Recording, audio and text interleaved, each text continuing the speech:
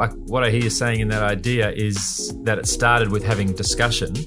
And I think that's pretty important when it comes to serving others. Sometimes as leaders, we think we know what people want. So we say, because I'm a leader, I'm going to organise sports activities for everyone. But that might only be because I like sport. And that's not what's needed in my community. I have no idea that other people are worried about recycling if I haven't talked to them and heard about that. This is the Student Leadership News Podcast. Hey everybody, and welcome to another episode of the Student Leadership News Podcast. This is Ronan, and I'm excited to be hosting once again. And as co-host for this episode, I introduce the wonderful Caleb. G'day, Caleb. Hey Ronan, how are you today? Yeah, good. I'm excited to talk about student leadership anytime I get the chance, so I assume you are as well. Yeah, pumped. Let's do this thing. Yeah, good. Now, look, we're going to talk about heaps in this episode. We're going to have a bit of a focus on the idea of serving others. So I want to throw a question your way to start with. Question without notice. What's something cool that someone has done for you at some point in the past? I don't mind if it was recent, a long time ago, little or large. None of that matters. Something cool that someone did to serve you. Something cool that someone did to serve me. My dad recently came over to a house that I've just recently moved into. Well done, and he Dad. helped. He just came and visited me. Yeah. That was it. No, and then he proceeded to help me pull out a whole bunch of plants in the garden that I needed moved. Just because that's what dads do. Yeah, that's good, eh? Like there's no way he was like, oh, this will be exciting. Let's go to Caleb's house and help with the weeding. No, not a fun Sunday afternoon job, but nonetheless he was there. Yeah, doesn't it? It makes a big difference. It makes a big difference when someone does something for someone else that they probably didn't want to do on their own, and they got someone there doing it with them. That's cool. Nice. I was thinking about the same for myself, and I'm actually wearing a watch today that somebody bought me. How cool is that? Like, it's just like a present out of the blue that I was not expecting. There's a guy that I know, Clarence is his name. Shout out to Clarence. Hey, Clarence. And he's he's a watch guru. Like, he just loves watches, collects watches, has heaps of them. And so I was like wanting to buy a watch, and so I was just asking him about, hey, here's my budget. I don't want to spend an expensive one. What should I get? And he was sort of just giving me advice on the type of watch. And before I knew it, like a couple of days later, he's like, hey, Ronan, I bought you the watch that I was telling you about. Look out. How about that? Isn't that cool? Yeah. Clarence the Casio man. That's the only alliteration Clarence I the can Casio find. man. You're exactly right. It's a Casio watch. Casio Nailed it. Oedipus. Yeah, well done. So, anyway. So I'm not saying everyone should do weeding or watches, but the idea of doing good things for others, which we'll call serving others, will be a bit of our focus for this episode. So you ready to launch? Absolutely. Ready to launch into it?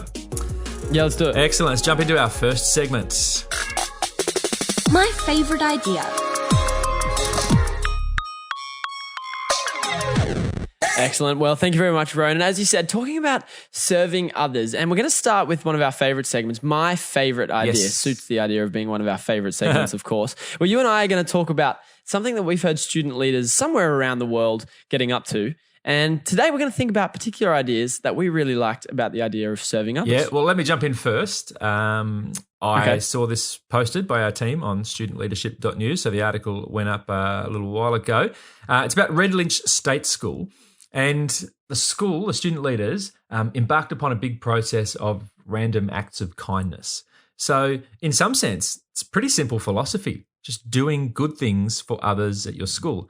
And not saying that you have to help them with your gardening, or saying you have to help them with their schoolwork or any of that, but like leaving it open to each individual for what they would do as an act of kindness to any person in their school. So, so I like the fact that they kept it open. It means people could think about, were they going to do something that helped a student who needed a friend? Were they going to do something with a student who needed help with sport? Were they going to, buy a chocolate for somebody, something at the school canteen, just a random act of kindness? So I thought it was pretty cool. But there's probably one reason that it stood out as a really good idea to me. Instead of just like announcing it and saying like everybody should go and do it, they made up a special card called the Random Act of Kindness card. So as you did that act of kindness to someone, you passed over that card, and then it was up to that person when they were able to do an act of kindness to another person. And so the card's the reminder. You know what I mean? Yeah. So it actually is like a physical prompt that you could have in your hand. Wow, like this is, like you've got your watch there and you're like, Clarence gave me this watch. I remember that random act of. So they've got this card in their hand. Correct. Maybe you don't want to give away your watch, Ronan, but these students had this card that they were able to do something random for, a random act of kindness for someone else, and they passed on the card then? Absolutely. And I think it's good because, like, if you didn't have that card, I could see maybe a situation where student leaders get all excited about doing random acts of kindness and then stand up at assembly and say, this is what we want to do. Everybody should go and do it. And then they would probably never know if it's happening. People perhaps might not be doing it, but no one knows that no one's doing it. So it was like a way of putting just really simple organisation around it. So I don't think we want to over-organise it and tell people what their act of kindness has to be, but I like that Redlynch State School did just the right amount of organising so that it continued to flow on. Do you know what I mean? Yeah, fantastic. So they didn't determine what they would do. They didn't determine who they would do it for, but they did know that it was going to happen, and hopefully the flow-on effect was going to happen as well. Yep, kept it random, but kept it organised. So thumbs up to Redlynch. Redlynch State School, well done. Well, I've got another idea, but this one's not just from one school, Ronan. It's from a group of schools across Eurobodalla and the Bega Valley, right? And what I really liked about this idea, this is what stuck out to me, is not only did they just think about what was going on in their school communities, right? That's like the number one focus for a student leader. I think it's so important to know what's going on in your own school. But this was a group of student leaders that gathered from a range of different schools around this area. Okay. Yep. So, of course, they're not going to talk about, well, we think the ice blocks at our canteen are too expensive. Like, that's a very insular focused problem to have. Perhaps maybe that's an important agenda on your next student leadership meeting, but you're not going to talk about that with other student leaders from around the area, perhaps. But they got together and they talked about, get this, the main social and environmental issues that they could find in their area, right? So not just at their one school, but in this combined area that all these schools were from, they talked about those, the issues they could identify. So things like recycling, of course, a very popular topic for student leaders to address. And they all worked together on how they could do something to help out in their wider community, not just in their school community or not even just in their own school, but in each other's schools and the wider community as well. Yeah, I like that because like what I hear you saying in that idea is that it started with having discussion. And I think that's pretty important when it comes to serving others. Sometimes as leaders, we think we know what people want. So we say, oh, because I'm a leader, I'm going to organise sports activities for everyone. But that might only be because I like sport. And that's not what's needed in my community. I have no idea that other people are worried about recycling if I haven't talked to them and heard about that. So yeah, the fact that you said that they've gathered to discuss things rather than just to announce things, I think is pretty good, pretty important when it comes to serving others. Yeah, very cool. Well, two different ideas there, but both serving others. One within the school, and there's random acts of kindness, and then those student leaders who thought about the wider area around them. I think it's really cool that you can think about not just serving the people who you interact with on the daily, perhaps, but noticing who you perhaps interact with in your wider community too. Yeah, good. So just because I want to hear you say it again, what were those school names? One of them was one of them was Bega, which I know because they make cool cheese that you can get like anywhere, Bega cheese. What was that other school that you said, or the other region? Oh, come on. I gave it my best shot. Are you making fun of me right now? No, I want to hear you say it. Eurobodalla. You said it with so much confidence that people like me and most others are probably like, that is fantastic, Eurobodalla. And there is probably a small percentage of people, there could be a small percentage of people listening who are in that region saying, you just butchered our name. What did you just say? Yeah. They don't even know I'm talking about them right now. But my guess is you got it correct. So well done to students from those schools, those regions, making our favourite ideas that we noticed this week. Boom. Cool. Okay, good stuff. So if anyone wants more info of those particular stories, our favourite ideas, we post articles about those ideas and so many others on studentleadership.news. So check it out, read some more of the detail, see some of the photos that are there as well. And send us your student leadership story. Yeah, that's it. Send us your story and we'll try and put it at the top of the list. My favourite idea. No promises. It's got to be awesome, but let's do it. Yeah. Cool. Okay, let's jump into our next segment. BLT, Best Leadership Tip. Fantastic. Jumping into the BLT, Ronan, and today's a really special one. It's something that student leaders are probably aware of in the back of their head, but it's challenging. It's not easy, and that's the idea that as student leaders we can collect donations other than money. Because of course, when we start out the year, the first thing that might cross your mind as a student leader, this is so often the case. I know it was the case at my school, and probably still is with a lot of student leadership groups. Straight away, you start thinking, what can we fundraise for, right? And of course, that denotes that you're going to raise funds. You're going to get money together, which is an awesome idea. But there is this idea that should be explored. You can collect donations other than money. Yeah, and I think it's probably a really important way of serving others is not just thinking about money. And also, I think students at school get a bit tired for being asked to put in money donations for everything. Like there's heaps of things you could do. I'll highlight a particular example. It took place recently, and we featured the article again online. This is Ormeau State School, and they wanted to help students, schools just a little further out from where their own region is, that are affected by drought. And when drought affects a school, then water in that community is pretty scarce. Now they knew they couldn't fix the issue for farmers. Like, it was a big issue that was on their own as a group of students from Ormeau State School. They weren't going to be able to fix that issue, but they wanted to at least help. So they actually arranged people in their school community to donate. To do a rain dance. Yeah, rain dance. How good would that be? Maybe There's a donation other than money. It would get people excited. But no, they invited people to bring in bottled water, so sealed bottles of water. And no joke, once people started getting excited about this and had a place in their school at Ormeau State School to be able to collect the water, and more people are bringing in more bottles and more bottles and more bottles, it actually started to look so impressive. People wanted to make it bigger and bigger and bigger. They actually collected, get this, 3,400 litres of water. I don't even know what 3,400 is. That like a pool? No, I don't know. That's huge. That is a lot of water. So 3,400 litres of bottled water that could go to other schools, so the students would have drinking water, and so that the local water could be saved towards the farmers because the bottled water was coming in for neighbouring schools.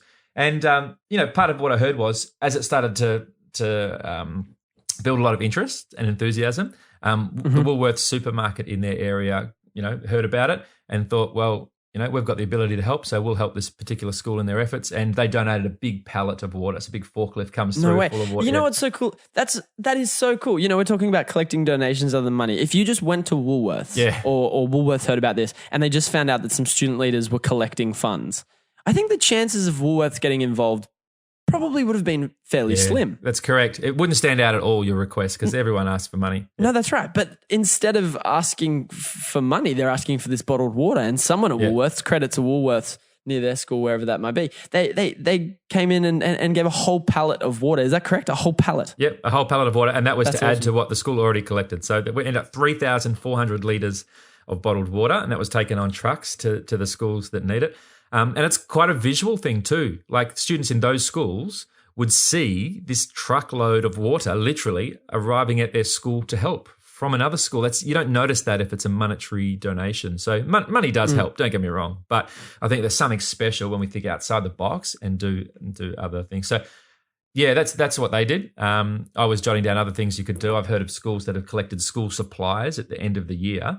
So that, erasers, pencil sharpeners, texters, scissors, all this stuff that people just throw out, collect it. And particularly third world countries, that kind of thing would be really valuable if it still works, and get sent across. I've heard of schools doing that with sports equipment at their school when they replace sports equipment with new stuff. It could well be that what you're replacing would be really good at another school. So I don't know. They're just some ideas. Absolutely. There's so much you could do. Anything that comes to mind for you in that? One of my favorite student leadership stories of the year was that story we featured a little while back now. There was a guy, he was in Western Australia, I think, and he collected all of the old footy boots. Oh, the footy boots.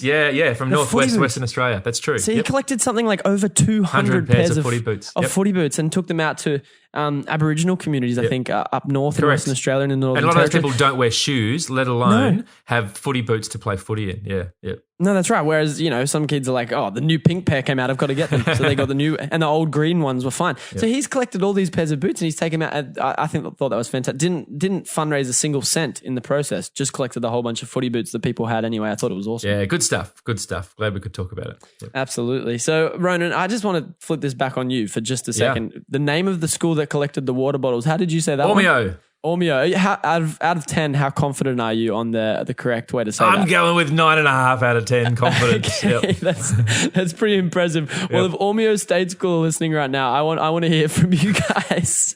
Tell us if we got it right. Give him a score out of 10. See if you can get a 9.5 from them, Ronan. We'll see. It's a little bit of battle. You and I trying to get these names out. This is excellent. But hey, we're going to jump into our very next segment. 3, 2, 1. Top 3. Okay, this segment, look, we could go down a rabbit warren with this, Caleb, because we're talking about serving fellow students, and we're going to try and say top 3, just 3 ways. Because really, it feels like a top 33. I know, but let's keep it tight. Okay, so top 3 ways to serve our fellow students. I really want to keep it tight on fellow students. So we're not going to drift towards what we could do for overseas need. We're not going to even talk about our local community. All that's great, but let's nail it as 3 ways to serve fellow students. Why don't you kick us off with number 1?